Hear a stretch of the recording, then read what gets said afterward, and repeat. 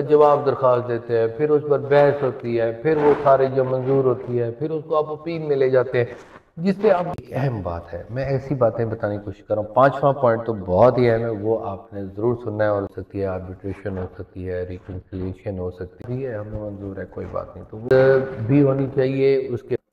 بسم اللہ الرحمن الرحیم۔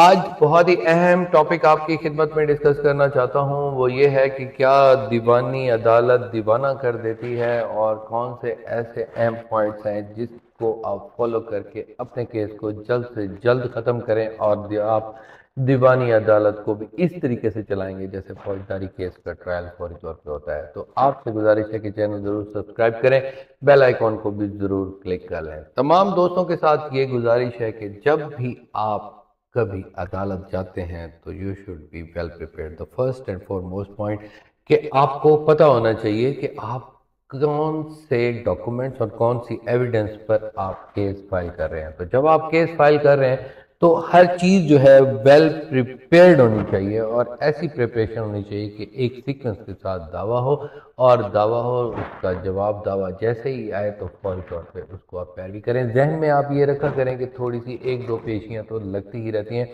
لیکن کورٹ کی ڈیڈ لائن کے ساتھ آپ نے چلنا ہوتا ہے۔ تو سب سے پہلا جو اہم پوائنٹ ہے، جب دعویٰ آپ دائر کرتے ہیں، اس دعوے کو دائر کرتے ہوئے آپ نے اس کے ساتھ سارے ڈاکومنٹس لگانے ہیں۔ اب سول دعویٰ اگر آپ کرتے ہیں تو آپ کو پتہ ہونا چاہیے کہ دعوے کے ساتھ تمام لسٹ آف وٹنس بھی آپ کی ہونی چاہیے، لسٹ آف ڈاکومنٹس بھی ہونے چاہیے، اس کے حسب ضابطہ کاپیز ہونی چاہیے، اور اس کے علاوہ فہرست بھی ہونی چاہیے، اس کے وارثان کی لسٹ بھی ہونی چاہیے۔ تو ایسی تمام چیزیں اگر آپ نہیں کریں گے تو پھر آپ کہتے ہیں کیس ہمارا آگے چلا جاتا ہے۔ وہ کیوں جاتا ہے کہ آپ کے ڈاکومنٹ سارے صحیح نہیں لگے ہوتے۔ وہ کلاس بعد آپ سے یہ عرض کر رہا ہوں کہ آپ نے وہ تمام ڈاکومنٹس اپنے ٹائم پر ضرور لگانے ہوتے ہیں، اگر آپ نہیں لگائیں گے تو لیٹ ہو جائے گا۔ اسی طرح موکل حضرات کے لیے بھی یہ لیکچر ہے کہ اگر آپ ٹائم کے ساتھ اپنے ڈاکومنٹس فوری لگا دیں گے تو مہینہ 2 3 4 اس سے آپ کے بچ جائیں گے۔ تو یہ پہلا ایک پوائنٹ تھا۔ دوسرا جو اہم پوائنٹ ہے وہ یہ ہے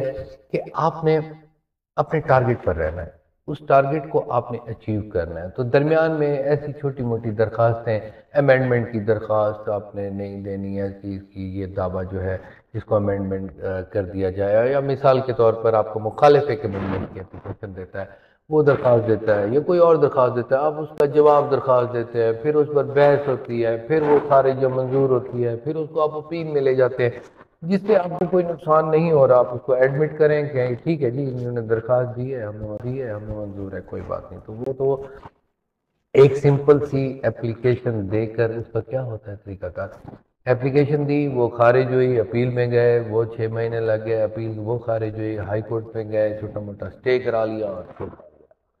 تو کیا ہے یار، آپ یہ دیکھیں کہ اس درخواست سے امینڈمنٹ، اب مثال کریں ایک بندہ درخواست دیتا ہے کہ جی مدعا علیہ نمبر 5 یا رسپونڈنٹ ڈیفینڈنٹ کوئی بھی ہے وہ فوت ہو گیا، اس کا مرمہ یا امینڈمنٹ، اس کے وارثان کی لسٹ جو ہے وہ ہمیں اجازت دی جائے۔ تو آپ کہیں نہیں جی ابھی اجازت ان کی ضرورت نہیں ہے، تو وہ 6 مہینے گئے۔ تو آپ نے ایسا نہیں کرنا، وہ دیوانی دعویٰ اس وجہ سے لمبا ہو جاتا ہے، آپ نے اس کو لمبا نہیں ہونے دینا اور اس کو منظور کرنا ہے۔ فضول قسم کی بھی اپلیکیشن نہیں دینی جس کی وجہ سے پرابلم کریٹ ہو جائے۔ تو یہ دوسرا پوائنٹ تھا۔ اس کے علاوہ جو گواہ آپ کے ہونے چاہیے وہ بھی سارے کلیئر ہونے چاہیے۔ اور تیسری بات، کبھی کبھی کیس یہ ہوتا ہے کہ آپ نے بہت سختی سے اس بات پر نہیں ڈٹے رہنا کہ میں نے عدالت سے ہی فیصلہ حاصل کرنا ہے، میں نے ادھر سے ہی جیت کر آنا ہے۔ تھوڑا سا عدالت بھی اگر کبھی کوئی فیصلے کی صورت میں آ جاتی ہے تو آپ فیصلہ بھی وہ راستہ کھول کے رکھیں۔ ہر دیوار میں ایک اینٹ رکھنی چاہیے تاکہ وہ راستہ کھول جائے۔ قریبی رشتے دار ہوتے ہیں یا دوست ہوتے ہیں، آپ نے یہ نہیں سوچنا ہوتا کہ میں نے 1 کروڑ کا دعویٰ جیت کر آنا ہے اور پھر پگ باندھ کر آنی ہے۔ تو کیا ہے کہ آلٹرنیٹ ڈسپیوٹ ریزولوشن کے ذریعے بھی آپ معاملات کو حل کر سکتے ہیں۔ اس میں میڈیشن ہو سکتی ہے، آربیٹریشن ہو سکتی ہے، ریکنسیلیشن ہو سکتی ہے، تو وہ اس میں کسی اور پارٹی کو بھی لایا جا سکتا ہے۔ تو اس وجہ سے بھی آپ کا کیس بہت زیادہ ضد کرنے کی وجہ سے بھی ایسا ہو جاتا ہے۔ کبھی کبھی سول کورٹ میں یہ بھی ہوتا ہے کہ آپ کو یہ آفر ہوتی ہے کہ آپ حلف پر اٹھا لیں بات، حلف وہاں پر بھی ہو سکتا ہے۔ تو اگر آپ کو وہ مناسب لگے تو آپ کو وہ فورم بھی استعمال کر سکتے ہیں جس سے آپ کا فائدہ ہو سکتا ہے اور لیٹیگیشن جلد سے جلد ختم ہو سکتی ہے۔ مثال کریں فیصلے میں آپ کو 1-2 مرلے اگر 10 ایک کنال میں سے ختم ہو سکتے ہیں تو لیٹیگیشن تو ختم ہو جائے گی، آپ کا ٹائم بچ جائے گا۔ تو اس قسم کے معاملات اگر حل ہو سکتے ہیں، وہاں پر کوئی عزت کا مسئلہ نہیں ہے، کوئی جائیداد کا مسئلہ نہیں ہے، کوئی خاندانی دشمنی قتل وغیرہ نہیں ہے، تو آپ اس کو حل کر سکتے ہیں۔ اس طریقے سے یہ بہتر طریقے سے حل ہو سکتا ہے۔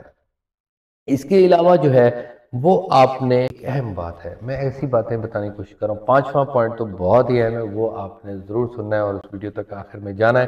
وہ یہ ہے کہ آپ نے اور آپ کے وکیل نے دونوں نے ایک اچھا ماحول عدالت میں بنا کر رکھنا ہوتا ہے۔ ایک تو جج کے ساتھ اچھا تعلق اور ایک دوسرے وکیل کے ساتھ بھی۔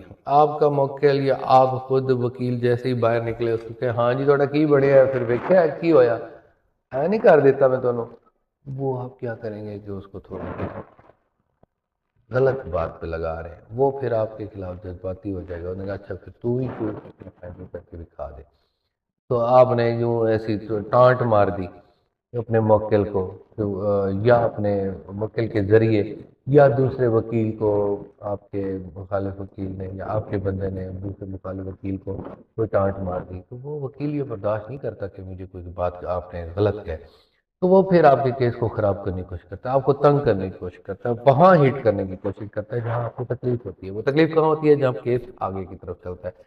تو اچھا ایک خوبصورت ماحول بنا کے رکھنا ہے، اور اس ماحول کو اچھا بنانے کی وجہ سے آپ کا کیس جلد سے جلد فیصلے کی طرف آئے گا، اور جج کے ساتھ بھی خواہ مخواہ کے پنگے نہیں لینے۔ جج بھی انسان ہے، بیمار بھی ہو سکتا ہے، کسی دن پیشی لگ بھی سکتی ہے، کسی دن بحث لمبی بھی ہو جاتی ہے، کبھی فیصلہ محفوظ بھی ہو جاتا ہے، تو اس کے ساتھ بھی آخر تک آپ نے طریقے کے ساتھ چلنا ہے۔ اور جو لاسٹ میں آپ کو بات کر رہا ہوں، قانون میں اگر آپ کی نظر میں آ رہا ہے کہ ایک جھوٹا دعویٰ کر دیا ہے، دعویٰ استقرار ہے، دعویٰ کو امتناعی، یا کسی قسم کا کوئی دعویٰ کر دیا ہے، تقسیم کا دعویٰ کر دیا ہے، غلط طور پہ کر دیا ہے، لوکس اسٹینڈرڈ نہیں تھا، تو اس کو ختم کیا جا سکتا ہے۔ نجائز آپ کو پارٹی بنا دیا گیا ہے، تو اس میں آپ اپلیکیشن دے سکتے ہیں، جی میں اس میں پارٹی ہوں ہی نہیں، مجھے بنا دیا، وہ اپلیکیشن ختم۔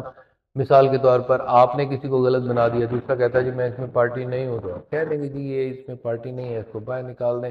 اب مثال کے طور پر دعویٰ ہے، اور دعویٰ جو ہے وہ غلط ہے، وہ لوکس اسٹینڈرڈ نہیں ہے، جیسے مثال کریں تقسیم، زرعی زمین کی تقسیم کا معاملہ ہو تو وہ سول کورٹ میں اسٹے حکم امتناعی اگر لے لیں تو وہ نہیں چل سکتا، آپ فوری طور پہ اپلیکیشن دیں کہ جناب اس کو خارج کریں، کیونکہ یہ تو دعویٰ چل ہی نہیں سکتا، تو وہ خارج ہو جائے گا، تو وہ آپ کر سکتے ہیں۔ اس کے علاوہ دعویٰ آپ سمجھتے ہیں کہ یہ بالکل ہی بیس لیس ہے، یہ ریس جوڈیکیٹا کے تحت ہے کہ پہلے ہی اس کا فیصلہ ہو چکا ہے، یہ دوبارہ آ گیا، تو آپ ریس جوڈیکیٹا کی اپلیکیشن دے سکتے ہیں، وہ ادھر سے خارج ہو جائے گا۔